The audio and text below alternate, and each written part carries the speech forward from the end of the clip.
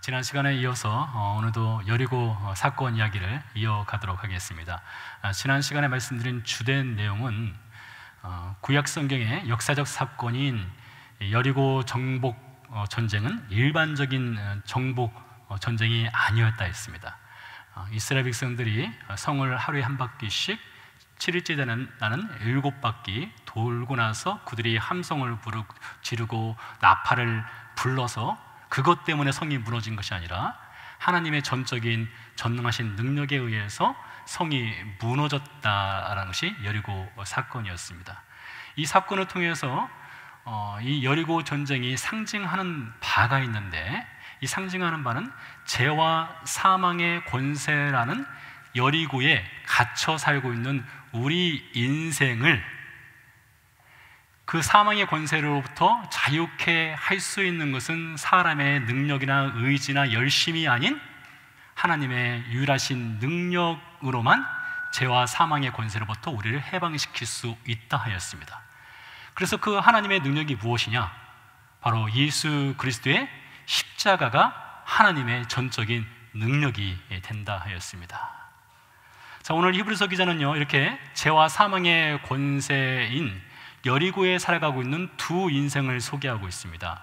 본문을 보니까요, 기생 라합이 등장하고 또 순종하지 아니한 자가 등장합니다. 여기서 순종하지 아니한 자는 여리고 성에 살고 있는 사람들이 되겠죠.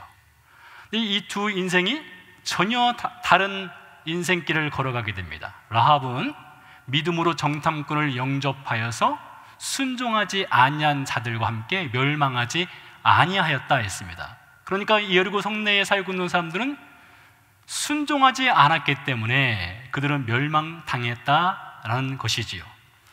자, 그래서 우리가 이 여리고 사건을 보면서 지금부터 약 3,400년 전에 아주 고대 시적 때 있었던 이 사건을 보면서 그때 그 사건이 있었다, 이것이 아니라 바로 우리가 여리고 인생이었다라고 해서 성경에 우리 자신을 반드시 대입을 시키는 것이 필요하다 하였습니다.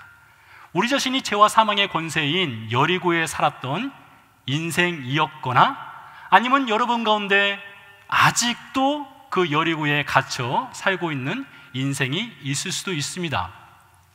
지난 시간에 인용했던 로마서 3장 23절 말씀에 보면 모든 사람이 죄를 범하였음에 하나님의 영광에 이르지 못하였다. 이 말씀이 무엇을 말합니까? 우리가 바로 여리고 인생이다, 이것입니다. 우리가 바로 여리고 인생이었다, 이것을 말하고 있는 것이죠.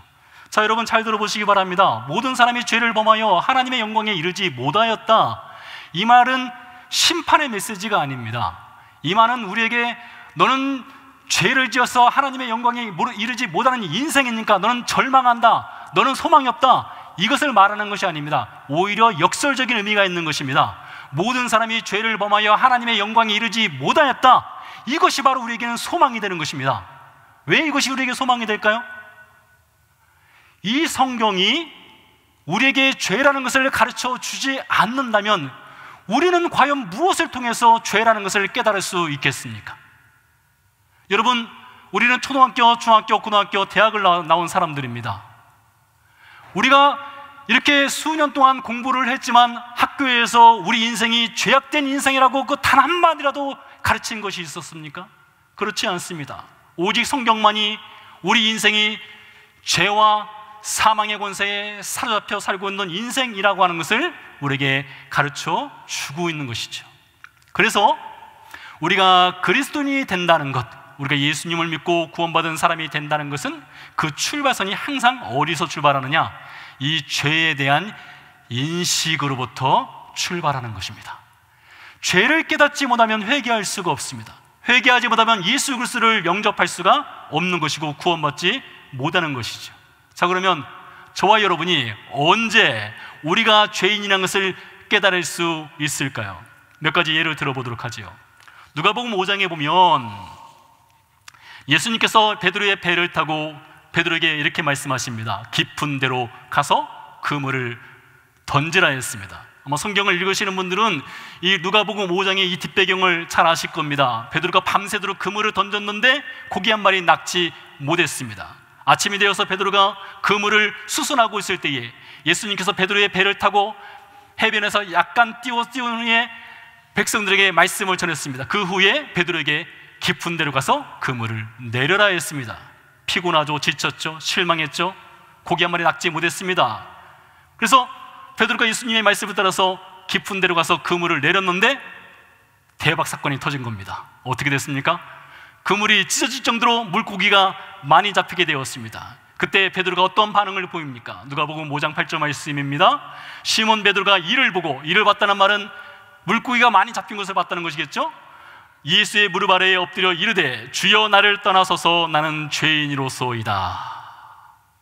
베드로가 예수님 앞에 자신이 죄인이라는 사실을 고백을 하는 장면인데요, 베드로가 자신이 죄인이라고 고백할 때에 이 베드로의 고백, 주님 저는 죄인입니다, 이 고백은 무슨 고백일까요? 그가 도덕적으로 비난받을 만한 일이 있어서 그것을 고백한 것일까요? 그가 성경의 율법에 어긋난 삶을 살았기 때문에 그것을 고백하고 자신을 죄인이라고 말한 것일까요? 어쩌면 베드로가 자신은 전문 어부인데 비전문가인 목수이자 랍비인 예수가 깊은 데로 가서 그물을 던지라 그 말을 속으로는 싫어했으나 순종하고 싶지 않았다가 억지로 순종했는데 고기가 많이 잡히자 그것이 창피해서 자신의 마음에 갖고 있었던 그 선입견이 창피해서 그것 때문에 예수님께 주님 저는 죄인입니다, 저를 떠나소서 이렇게 말한 것일까요? 그것이 아닙니다. 그 작은 배 안에서 베드로는 자신도 알 수 없는, 그 무엇으로도 형용할 수 없는 하나님의 영광을 본 것입니다. 하나님의 거룩함을 만나게 된 것입니다. 분명 자기 앞에 서 있는 분은 목수가 맞습니다. 나사렛 예수가 맞습니다. 랍비가 맞습니다. 그런데 그 예수의 눈을 바라보는 순간 베드로는 자신이 죄인이라는 그 사실에 직면하게 된 것입니다. 그래서 주여 나를 떠나소서 저는 죄인입니다, 이런 고백을 한 것이죠. 구약성경 이사야서 6장에 보면 제사장이자 선지자인 이사야가 하나님의 성전에 들어가는 장면이 나옵니다. 그가 하나님의 성전에 들어갔을 때에 하늘문이 열리고 하나님의 영광이 보였습니다. 하나님께서 보좌 위에 앉아 계시고 천사들이 거룩하다 거룩하다 하나님께 찬양을 드리는 장면을 그가 목격하게 되었습니다. 그때 이사야가 어떻게 반응을 보입니까? 이사야서 6장 5절 말씀입니다. 그때에 내가 말하되 화로다 나는 망하게 되었도다. 나는 입술이 부정한 사람이요 나는 입술이 부정한 백성 중에 거주하면서 만군의 여호와이신 왕을 배웠음이로다 하였도다. 이사야가 입술이 부정하다 이렇게 말한 것은 그가 입으로 저속한 말을 했기 때문에 그것이 창피하여서 그것을 화로다 나는 망하게 되었도다 그것을 말한 것일까요? 그가 누구를 비방하였기 때문에 그 말을 한 것일까요? 아닙니다. 여러분, 이사야가 지금 어디에 들어가 있습니까? 그는 지금 성전에 들어가 있습니다. 제사장이 성전에 들어갈 때 그냥 들어가는 것이 아니죠. 그냥 문을 열고 들어가는 것이 아닙니다. 성전에 들어갈 때 반드시 제사장은 희생제물을 가지고 들어가게 되어 있습니다. 희생제물을 잡아서 그 피를 하나님께 드리면서 그 피의 속죄를 가지고 하나님의 성전에 들어가서 제사를 드리는 것이 제사장입니다. 그래서 이사야도 하나님의 성전에 들어갔을 때 그냥 들어간 것이 아니라 희생제물을 잡아서 그 피를 가지고 하나님의 성전에 들어갔을 것입니다. 그러나 그 피를 가지고 들어가서 하나님의 성전에 가서 예배를 드리고 기도하는 그 순간 하나님의 영광을 보았을 때에 이사야가 깨달은 것이 있었습니다. 그 속죄 제물의 피가 자신의 죄를 속죄하지 못한다는 사실을 깨닫게 되는 것입니다. 그러면서 하나님의 영광을 보는 순간 자신이 죄인됨을 깨닫게 된 것입니다. 언제 우리가 죄인됨을 깨달을 수 있습니까? 하나님의 거룩함, 하나님의 영광을 보게 될 때에 우리는 우리 자신이 죄인 된다는 사실을 깨닫게 됩니다. 한 가지 예를 더 들어보도록 하지요. 사도행전 2장입니다. 베드로가 예수 그리스도의 십자가의 복음을 유대 군중들 앞에서 전하고 있을 때였습니다. 다른 말을 하지 않았습니다. 십자가의 복음을 전했습니다. 그 십자가의 복음만이 죄와 사망의 권세 아래 잡혀있는 그 여리고 인생을 풀어줄 수 있는 유일한 해결책이었기 때문에 베드로는 십자가의 복음을 전한 것이었죠. 그때 군중들의 반응이 무엇이었습니까? 사도행전 2장 37절 말씀입니다. 그들이 이 말을 듣고, 여러분, 이 말이 무엇입니까? 이 말이 바로 그리스도 예수의 십자가의 복음입니다. 예수 그리스도의 십자가의 그 피 흘린 복음을 듣고 마음에 찔려 베드로와 다른 사도들에게 물어 이르되 형제들아 우리가 어찌할꼬 하거늘 하였습니다. 그들이 마음에 찔렸다고 했습니다. 언제 자신이 죄인됨을 깨달을 수 있습니까? 예수 그리스도의 십자가의 복음을 들을 때였습니다. 군중들의 마음이 찔렸습니다. 여기서 마음이 찔렸다는 말에서 찔렸다는 말은 칼로 깊이 찔렀다, 이런 표현과 같은 것인데요, 성경이 말하는 마음이 어디 있습니까? 1절에 말씀드렸었습니다. 마음이 어디 있다고요? 제가 만지는 이 가슴이 성경은 마음이다 이렇게 말하기도 하고요, 여러분, 우리 신체 중에서 가장 깊은 곳에 있는 것이 키드니입니다. 키드니. 이 키드니가 성경은 마음이라고 말합니다. 인간에게 가장 깊은 곳, 신체 내관 중에 가장 깊은 곳, 보이지 않는 곳에 숨겨져 있는 것이 인간의 마음이다 했습니다. 근데 그 깊은 곳, 사람의 눈으로 확인할 수 있는 그 깊은 곳을 십자가의 복음이 찌른 것입니다. 십자가의 복음이 찔리자 그들이 말합니다. 형제들아 우리가 어찌 할꼬. 여러분, 우리가 언제 우리가 죄인 되는 것을 알 수 있을까요? 십자가의 복음을 들을 때 알 수 있는 것입니다. 하나님의 영광을 볼 때 알 수 있는 것입니다. 하나님의 거룩함을 볼 때 알 수 있습니다. 그럼 하나님의 영광과 하나님의 거룩이 무엇이냐, 이런 질문을 할 수 있겠죠? 무엇이 하나님의 영광이고 하나님의 거룩일까요? 여러분, 바로 이 시간입니다. 바로 이 시간이 하나님의 영광이 있는 시간이고 하나님의 거룩함이 있는 시간입니다. 하나님은 보이지 않는 분이시죠? 보이지 않는 분이 하나님의 영광을 어떻게 드러냈습니까? 구약성경에 보면 하나님의 영광이 드러난 때가 불로서 하나님의 영광을 드러내시기도 하시고요, 구름으로서 하나님의 영광을 드러내시기도 하시고요, 선지자의 말을 통해서 하나님의 영광을 드러내시기도 하시고요, 오늘날은 이 하나님의 말씀을 전하는 이 시간을 통해서 하나님의 영광과 하나님의 거룩함을 드러내시는 것입니다. 이때 우리는 죄를 깨닫게 되는 것입니다. 그러므로 우리는 진지하게 고민을 해봐야 됩니다. 저와 여러분이 지금 도덕적으로 비난받을 만한 잘못이나 사회법에 저촉되는 어떤 범죄, 그런 죄를 제가 지금 말하는 것이 아니라요, 우리는 과연 거룩하신 하나님의 영광과 예수 그리스도의 십자가의 복음 앞에 우리 자신이 죄인이었다는 그 사실을 철저하게 깨달은 적이 있었는가, 이것입니다. 여러분, 이 질문에 어떻게 답을 하시겠습니까? 여러분과 저는 정말로 예수 그리스도의 십자가의 복음 앞에 우리는 어쩔 수 없는 죄인이라는 그 사실을 깨달았습니까? 죄와 사망의 여리고에서 헤어날 수 없는 인생이었다는 것을 여러분, 그것을 절실하게 깨달은 적이 있습니까? 그것이 드라마틱하게 혹은 밋밋하게 혹은 잘 알지 못한 상태에서 천천히 그것이 깨달을 때가 있습니다. 그러나 반드시 분명한 것은 언젠가 반드시 분명히 우리 과거에 여러분이 예수님을 믿는 사람이라면 이 죄의 깨달음이 반드시 있다는 것이죠. 그것은 부인할 수 없는 사실입니다.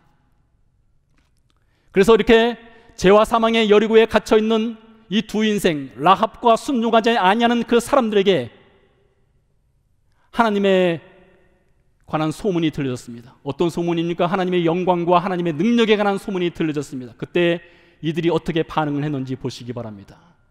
본문 말씀은 여호수아서 2장이 직접적인 배경이 되는데요, 2장 1절 말씀을 읽어드리도록 하겠습니다. 눈의 아들 여호수아가 시딤에서 두 사람을 정탐꾼으로 보내며 이르되 가서 그 땅과 여리고를 엿보라 하매 그들이 가서 라합이라 하는 기생의 집에 들어가 거기서 유숙하더니. 아마 여호수아는 여리고 전쟁을 앞두고 정탐꾼을 보내서 여리고의 주변 지형과 여리고 성내 사람들의 동태를 먼저 살피고 싶었던 것 같습니다. 그래서 두 명을 선택해서 정탐꾼으로 보냈습니다. 이 두 명의 정탐꾼이 여리고 성 안으로 들어가서 라합의 집에 들어가게 되지요. 그 사실을 알게 된 여리고 사람들이 여리고 당국자에게 신고를 하였고, 여리고에서 특공대가 급파되어서 라합의 집에 쳐들어왔습니다. 그것을 또 미리 알게 된 라합이 이 두 명의 정탐꾼을 지붕 위에 숨겨 놓게 되지요. 특공대가 나간 뒤에 이 두 사람에게 라합이 이렇게 이야기를 하고 있습니다. 여호수아서 2장 9절에서 12절 말씀입니다. 말하되, 라합이 말하는 것입니다. 말하되 여호와께서 이 땅을 너희에게 주신 줄을 내가 아노라. 우리가 너희를 심히 두려워하고 이 땅 주민들이 다 너희 앞에서 간담이 녹나니 이는 너희가 애굽에서 나올 때에 여호와께서 너희 앞에서 홍해물을 마르게 하신 일과 너희가 요단 저편에 있는 아모리 사람의 두 왕 시온과 옥에게 행한 일, 곧 그들을 진멸시킨 일을 우리가 들었음이니라. 우리가 듣자 곧 마음이 녹았고 너희로 말미암아 사람이 정신을 잃었나니 너희의 하나님 여호와는 위로는 하늘에서도 아래는 땅에서도 하나님이시니라. 그러므로 이제 청하노니 내가 너희를 선대하였은즉 너희도 내 아버지 집을 선대하도록 여호와로 내게 맹세하고 내게 증표를 내라. 여리고 성내에 살고 있었던 라합과 여리고 성에 있는 모든 사람들이 하나님께서 행하신 놀라운 능력을 들었습니다. 하나님이 출애굽을 행하신 것을 들었습니다. 홍해물을 가르시고 마른 땅을 지나게 하신 것을 들었습니다. 요단 건너편에 있는 아모리 사람 시온과 옥과의 전쟁에서 이스라엘 백성이 승량 소식을 그들은 접했습니다. 그리고 그들은 다 죽을 수밖에 없겠구나라는 공포에 완전히 사로잡혀서 정신줄을 내려놓았다, 이렇게 말을 하고 있습니다. 그러면서 라합이 부탁하죠. 뭐라고요? 내가 너희를 보호해 주었으니 나와 내 아버지 집을 살려달라, 이렇게 부탁하는 장면입니다. 자, 그렇다면 하나님께서 이스라엘 백성을 가나안 땅 정복을 명하시면서 가나안 백성들을 어떻게 처리하라 했는지에 대해서 성경을 잠시 보도록 하겠습니다. 신명기 7장 2절 말씀입니다. 내 하나님 여호와께서 그들을 내게 치게 하시리니 그때에 너는 그들을 진멸할 것이라. 그들과 어떤 언약도 하지 말 것이요 그들을 불쌍히 여기지도 말 것이며.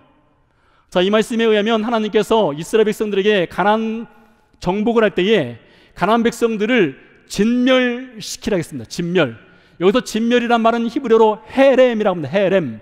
이 헤렘이란 말은 성경에 나오는 모든 단어 중에 아마 히브리어가 8,000개가 넘는 단어가 있을 텐데요, 모든 단어 중에 가장 무서운 단어가 바로 이 헤렘입니다. 이 헤렘의 뜻은 무엇인가 하면 완전히 제거한다는 뜻이 있습니다. 완전히 씨를 말린다는 뜻이 있습니다.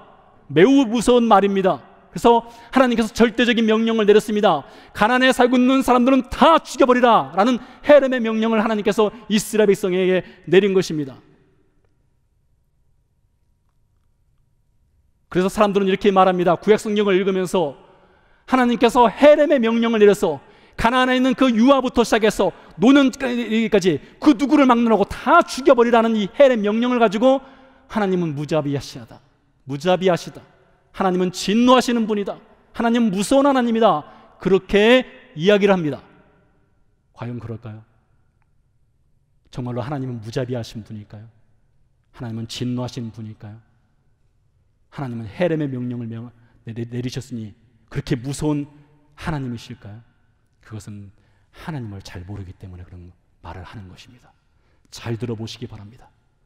여러분, 아마 여러분과 저는 이런 말을 들었을 것입니다. 하나님은 말씀하시고 그 말씀하신 것을 바꾸지 아니하시는, 인생이 아니시기 때문에 그분은 마음을 이랬다 저랬다 하는 분이 아니라는 말을 들었을 것입니다. 그게 바로 민수기서 23장 19절에 나오죠. 대표적인 구절이죠. 읽어드리겠습니다. 하나님은 사람이 아니시니 거짓말을 하지 아니하시고 인생이 아니시니 후회가 없으시도다. 어찌 그 말씀하신 바를 행하지 않으시며 하신 말씀을 실행하지 않으시리야. 이 말씀의 근거에서 하나님은 말씀하시고 반드시 그 말씀하신 바를 행하시는 분으로 소개를 합니다. 그 대표적인 예가 있죠. 하나님이 아브라함에게 약속을 주셨습니다.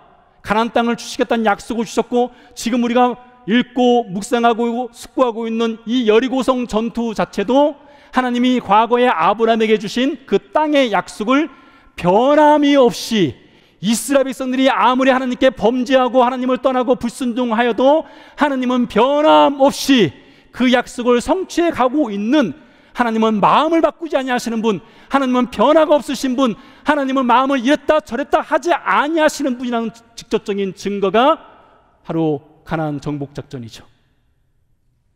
그렇습니다. 하나님은 마음을 바꾸시는 분이 아닙니다.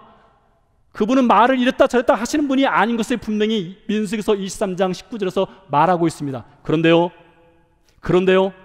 하나님이 마음을 바꾸는 때가 있습니다. 하나님이 마음을 바꾸는 경우들이 있어요. 언제 하나님이 마음을 바꿉니까?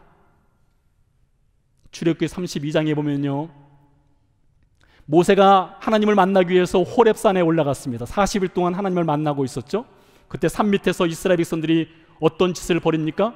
모세도 안 보이고 하나님도 안 보이니 우리를 인도할 신을 만들어 내라 해서 그들이 황금 송아지 우상을 만듭니다. 하나님이 하늘에서 그것을 보셨습니다. 그리고 모세에게 말씀하시죠. 내 백성이 우상을 숭배하고 있다. 당장 내려가라 했습니다. 하나님이 진노하셨습니다. 하나님이 가장 싫어하는 우상 숭배의 현장을 하나님께서 진노하시고 그들을 멸하시겠다 했습니다. 뭐라고 말합니까? 출애굽기 32장 10절 말씀에 보니까 이렇게 말하고 있습니다. 그런즉, 하나님 말씀하시는 겁니다. 그런즉 내가 하는 대로 두라. 내가 그들에게 진노하여 그들을 진멸하고 너를 큰 나라가 되게 하리라. 하나님이 이스라엘 백성을 진멸하시겠다 했습니다. 우상 숭배하는 그 백성을 진멸하시겠다 했습니다. 자, 하나님 마음 안 바꾸신다겠죠? 마음 안 바꾸고 말을 안 바꾸시는 분이라면 반드시 이스라엘 백성들을 진멸했어야 했습니다. 그런데요, 3절 더 내려가서 14절 말씀에 이렇게 기록되어 있습니다. 14절에 보니까 여호와께서 뜻을 돌이키사 말씀하신 화를 그 백성에게 내리지 아니하시니라. 여러분, 10절에서는 내가 그 백성을 진멸하겠다 했는데 14절에 가니까 하나님께서 그 백성을 진멸하지 않겠다, 뜻을 바꾸셨다 이렇게 말하고 있습니다. 그럼 그 3절 사이에 도대체 무슨 일이 있었을까요? 그 3절 사이에 이스라엘 백성들이 하나님 앞에 회개를 합니다. 하나님께 회개하니 하나님이 그 뜻을 완전히 바꾸시는 겁니다. 말씀하신 것을 스스로 바꾸는 겁니다. 변경하시는 것이에요. 에레미야서 26장 13절 말씀을 읽어드리도록 하지요. 그런즉 너희는 너희 길과 행위를 고치고 너희 하나님 여호와의 목소리를 청종하라. 그리하면 여호와께서 너희에게 선언하신 재앙에 대하여 뜻을 돌이키시리라. 여러분, 하나님은 마음을 바꾸시는 분입니다. 하나님은 말씀하셨어도 그 말씀을 처리하시는 분입니다. 변기하시는 분입니다. 언제 하나님이 마음을 바꾸십니까? 언제 말씀하신 것을 처리하십니까? 취소하십니까? 회개할 때요. 죄에서 돌이킬 때요. 하나님께서 예레미야 선지자를 왜 이스라엘 백성들에게 보냈을까요? 너희 다 죽었다 그 말 하려고요? 너희는 이제 죽은 뿐이다, 너희에게 남겨진 것은 하나님의 진노뿐이다 그 말 하게 하려고요? 아닙니다. 하나님의 진노가 있으니 진노의 날이 이르기 전에 회개하고 돌이켜라. 그러면 하나님은 얼마든지 그 마음을 바꾸시는 분이다, 이것을 가르쳐 주기 위함이죠. 여러분, 그런데 이것이요, 하나님의 그 네이처, 하나님의 그 캐릭터, 하나님의 그 본성을 거스리는 것입니다. 하나님이 마음을 바꾸시는 것은 하나님의 그 본성을 거스리는 일이에요. 여러분, 사람이 사람의 본성을 거스려서 짐승이 될 수 없지 않습니까? 그런데 하나님은 자신의 그 본성 자체를 거스리면서까지 마음을 바꾸셔요. 그게 하나님의 궁율이고 하나님의 사랑입니다. 언제요? 회개하면요. 죄를 돌이켜 회개하면 하나님은 얼마든지 기쁜 마음으로 하나님의 본성까지 거스르면서 마음을 바꾸시는 분이란 것입니다. 그래서 사람들은 이렇게 말하죠. 마음을 바꾸시는 하나님, 말을 이랬다 저랬다 하는 하나님, 그 하나님을 향해서 사람들은 말하기를 그는 아마 전능하지 않을 거야. 전능하지 않으니까 일의 사태를 추이를 지켜보고 그에 따라서 이랬다 저랬다 하시는 분일 거야. 그런 말들을 사람들은 하기도 합니다. 설령 사람들이 그렇게 말하여서 하나님의 전능하심과 하나님의 거룩과 하나님의 영광에 스크래치가 간다 할지라도 하나님 어떤 분이시라고요? 마음을 바꾸시는 분입니다. 언제요? 회개하고 돌이키면요. 그래서 우리 하나님은요, 우리에게 사랑한다 말할 때는요, 사랑한다, 아주 작은 목소리로 말씀하십니다. 연인관계에서도 그렇지 않나요? 사랑한다 할 때 뭐 무슨 크게 하지 않지 않습니까? 아주 나긋나긋한 목소리로 사랑해 영수가. 여기서 말하는 영숙이는 여러분 중에 누구일지 모르겠으나 그냥 갑자기 튀어나온 말이라는 것을 이해해 주시기 바랍니다. 뭐 제가 특정인을 이렇게 해서 한 것은 아닙니다. 왜 튀어나왔는지 모르겠습니다. 사랑의 진미하였어야 되는데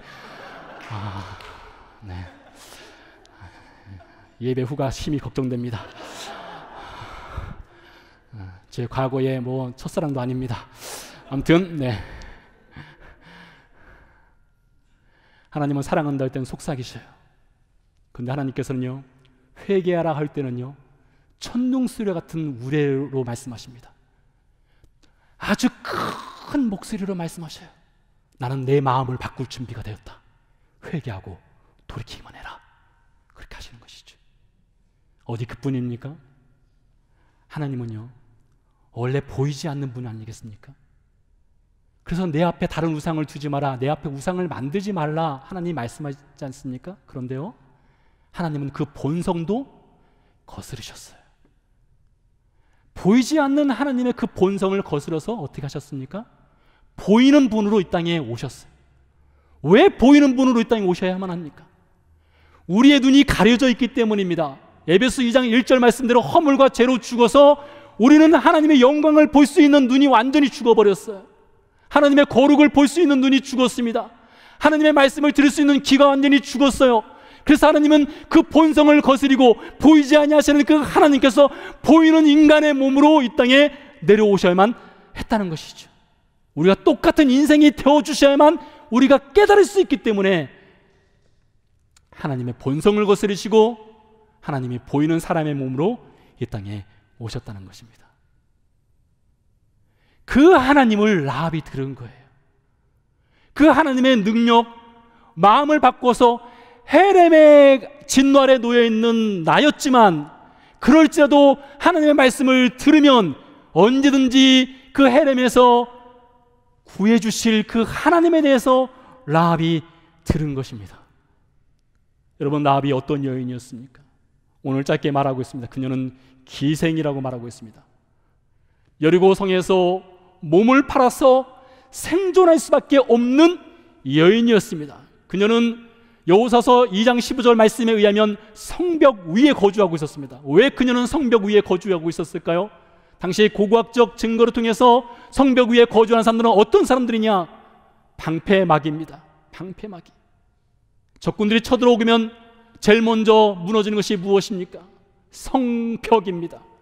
라합은 성벽 위에 거주하는 방패막이용 사인생이었던 것입니다. 그러나 그녀에게 하나님의 소문이 들어가게 되었습니다. 하나님의 말씀이 그녀의 마음을 열었고요, 그녀가 죄인이라는 사실을 깨닫게 되어 하셨습니다. 그리고 하나님께 소망을 두게 하셨습니다. 구원하셨습니다. 하나님은 라합을 이렇게 여리고 성에서 구원하신 것으로 끝내지 않으셨습니다. 마태복음 1장 5절 말씀입니다.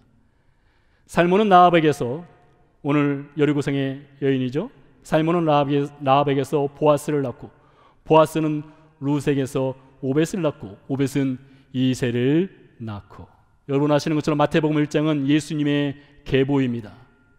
메시아의 계보에 가나안 여인, 여리고 성벽 위의 여인, 몸을 팔아 생활하는 그 여인 라합이 들어가게 된 것입니다. 하나님의 언약 관계에 없던 그 여인이 이스라엘 백성 중에 들어가 살게 되었고, 하나님의 언약 백성이 되었을 뿐만 아니라 메시아의 선조가 되도록 하셨습니다. 여기서 끝나지 않습니다. 이 말씀은 마태복음 1장 5절에 나오는 라합이 예수님의 계보에 들어갔다는 말씀은 바로 우리와 저와 여러분에게 예수 그리스도의 복음을 알려주는 중요한 장면이기도 합니다. 어떻게 연결됩니까? 요한복음 1장 12절 13절 말씀입니다. 잘 아시는 말씀이죠. 영접하는 자 곧 그 이름을 믿는 자들에게는 하나님의 자녀가 되는 권세를 주셨으니 이는 혈통으로나 육정으로나 사람의 뜻으로 나지 아니하고 오직 하나님께로부터 난 자들이니라. 예수 그리스도를 믿는 자들에게는 하나님의 자녀가 되는 권세를 주셨다고 했습니다. 이것은 혈통, 육정으로 난 것이 아니라겠습니다. 이스라엘 백성, 그 아브라함의 그 혈통을 따라서 난 사람만이 하나님의 자녀가 되는 것이 아니라 하나님을 믿는 모든 자에게는 하나님의 자녀가 되어서 예수님의 계보에 이를 수 있도록 하나님이 은혜를 베풀어 주셨다는 것입니다. 그래서 저와 여러분이 예수 그리스도의 계보에 들어갔습니다. 여기서 끝날까요? 그렇지 않습니다. 하나님은 구원하셨습니다. 하나님의 자녀로 삼으셔 주셨습니다. 그리고 예수님의 계보에 들어가게 하셨습니다. 거기서 끝나지 않고 더 놀라운 지혜를 주셨습니다. 베드로전서 2장 9절 말씀입니다. 그러나 너희는 택하신 족속이요 왕같은 제사장들이요 거룩한 나라요 그의 소유된 백성이니 이는 너희를 어두운 데서 불러내어 그의 기이한 빛에 들어가게 하신 이의 아름다운 덕을 선포하게 하려 하심이라.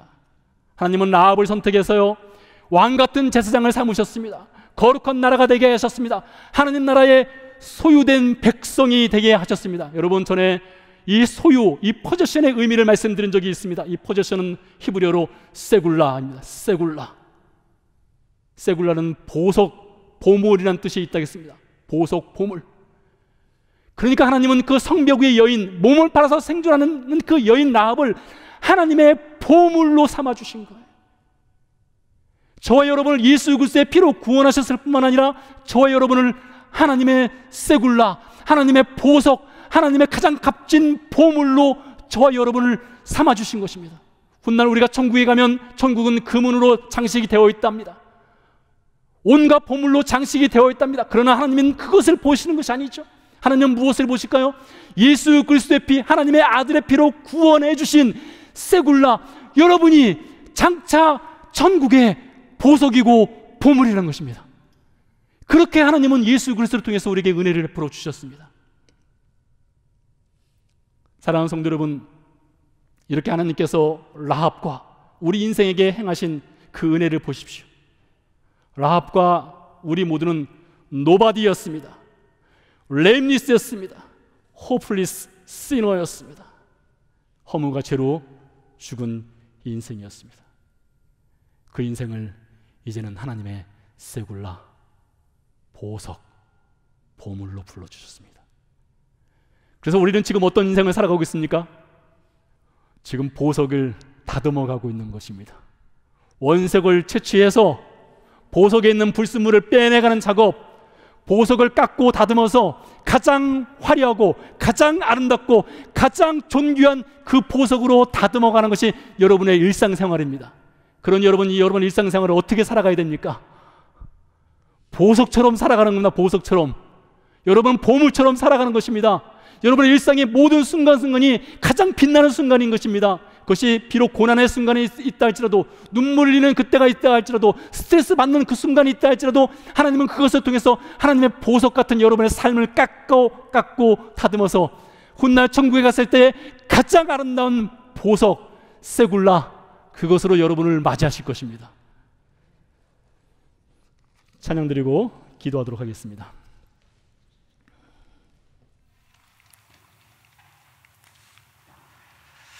하나님의 미리 하신 자들을 또한 그 아들의 형상을 본받게 하기 위하여 미리 정하셨으니 이는 그로 많은 형제 중에서 맏아들이 되게 하려 하심이니라. 또 미리 정하신 그들을 또한 부르시고 부르신 그들을 또한 의롭다 하시고 의롭다 하신 그들을 또한 영화롭게 하셨느니라. 하나님이 저와 여러분을 영화로운 존재로 만드셨습니다. 세상에서는 여러분이 어떤 지위가 있든지 어떤 상황에 있든지 하나님께는 여러분이 영화로운 존재 세굴라임을 기억하시면서 우리 찬양으로 나아가도록 하겠습니다.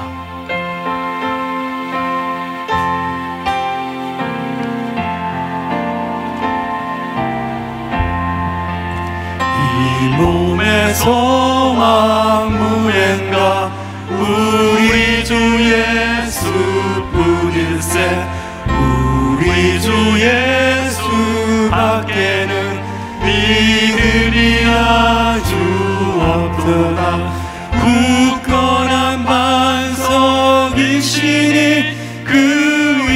위에 내가 서리라 그 위에 내가 서리라 바라던 천국 올라가 하나님 전에 배울 때 구주의 의를 힘입어 어여치 앞에 서리라 굳건한 반석이시니 그 위에 내가 서리라 그 위에 내가 서리라. 우리 전같이 기도할 때에 우리 구원에 감사합시다. 또한 하나님께서 우리를 하나님의 쇠굴라 보석으로 세워주심을 감사합시다. 우리 일상생활 가운데 하나님을 더 닮아가도록 주님을 깎아주시옵소서. 다듬어 주옵소서. 그래서 가장 빛나고 가장 아름다운 하나님 나라의 보석으로 살아갈 수 있도록 도와주옵소서. 같이 기도하도록 하겠습니다. 살아계신 아버지 하나님 감사합니다. 아버지 하나님 아무것도 아닌 인생, 참으로 세상에서는 참으로 보이지 않는 아버지 하나님 먼지 같은 우리 인생을 주께서 직접 찾아주시고 만나주시고 우리에게 예수 그리스도의 십자가의 보혈의 은혜로 구원하여 주셨을 뿐만 아니라 하나님 나라의 가장 귀하고 복된 세굴라 보석 보물로 삼아주신 것 진심으로 감사를 드립니다. 하나님 주께서 우리에게 허락하신 이 보석과 같은 인생을 살아가면서 하나님 불순물이 제거되고 보석이 깎이고 다듬어져서 하나님께서 보시기에 가장 화려하고 가장 아름답고 가장 존귀한 하나님 나라의 보석이 되어가도록 주님 우리 인생을 다듬어 주시옵소서. 깎아 주시옵소서. 그래서 우리의 매일의 일상생활이 가장 소중한 빛나는 보석과 같은 인생의 일상이 될 수 있도록 주여 인도해 주셨기를 기도하고 간구합니다. 그래서 하나님 나라 갔을 때에 하나님께서 보시기에 가장 존귀한 보석으로서의 삶을 사는 우리의 삶의 증거를 하나님께 올려드릴 수 있도록 주여 축복해 주시옵소서. 우리 다시 한번 기도하도록 하겠습니다. 우리 자녀들을 주 앞에 올려드리겠습니다. 타지에 있는 자녀들이 있습니다. 직장생활하고 있는 자녀들이 있습니다. 결혼을 앞두고 있는 자녀들이 있습니다. 사춘기를 지내고 있는 자녀들이 있습니다. 한국에 있는 자녀들이 있습니다. 우리 자녀들을 주의 이름으로 축복하며 기도하도록 하겠습니다. 살아계신 아버지 하나님 감사합니다. 하나님 우리 자녀들을 주 앞에 올려드리며 축복하며 기도합니다. 아버지 하나님 어린 생명으로부터 시작해서 아버지 하나님이여 초등학교, 중학교, 고등학교, 대학교 그리고 직장생활하고 있는 형제자매들 하나님 타지에 있는 형제자매들 또 아버지 하나님 한국에 나가서 생활하고 있는 우리 자녀들을 주 앞에 올려드리며 기도합니다. 내 사랑하는 날진 아버지 하나님이시여 하나님께서 허락하신 그 은혜로 말미암아 우리 자녀들을 우리에게 맡겨주셨으니 주여 주의 이름으로 잘 키울 수 있도록 주여 양육할 수 있도록 지혜를 허락하여 주시옵소서. 우리 자녀들의 앞길을 주 앞에 맡깁니다. 예수 그리스도를 믿는 자녀로 살아갈 수 있도록 도와주시옵소서. 하나님의 자녀로서 거룩한 삶을 살아갈 수 있도록 도와주시옵소서. 어느 곳에 있든지 우리 아버지 하나님을 믿는 그 믿음으로 살아갈 수 있도록 허락하여 주시고 은혜를 베풀어 주시옵소서. 아버지 하나님 사춘기를 지나고 있는 자녀들에게 아버지 하나님이여 주의 거룩하시고 놀라신 은혜가 함께해 주셨기를 간절히 소원하고 원하옵나이다. 우리 마지막으로 한 번 더 기도하도록 하겠습니다. 영육간에 회복이 필요한 형제자매들이 있습니다. 경제적으로 어려운 형제자매들이 있습니다. 선교회에 계신 선교사님들이 있습니다. 여러분의 각자의 개인 기도 제목들이 있죠. 우리 함께 올려드리도록 하겠습니다. 살아계신 아버지 하나님 감사합니다. 우리 아버지 하나님 주님께서 허락하신 귀하고 복된 은혜로 말미암아 우리의 마음의 소원을 담아서 주 앞에 올려드립니다. 우리 아버지 하나님 응답하시는 주님 만나고 싶습니다. 우리에게 허락하시는 그 삶의 은혜 가운데서 하나님이 우리의 기도 제목을 주 앞에 올려드릴 때마다 하나님 들으시고 응답하여 주시옵소서.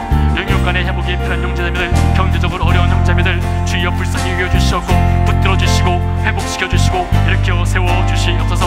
선교회에 계신 선교사님들에게 하나님의 크고 놀라신 은혜가 함께해 주셔서 내 주의 아버지 하나님의 귀하고 복된 은혜 가운데 선교사님들의 사역을 감당하게 하시고 귀하고 복된 복음의 열매를 맺을 수 있도록 주여 축복해 주시옵소서.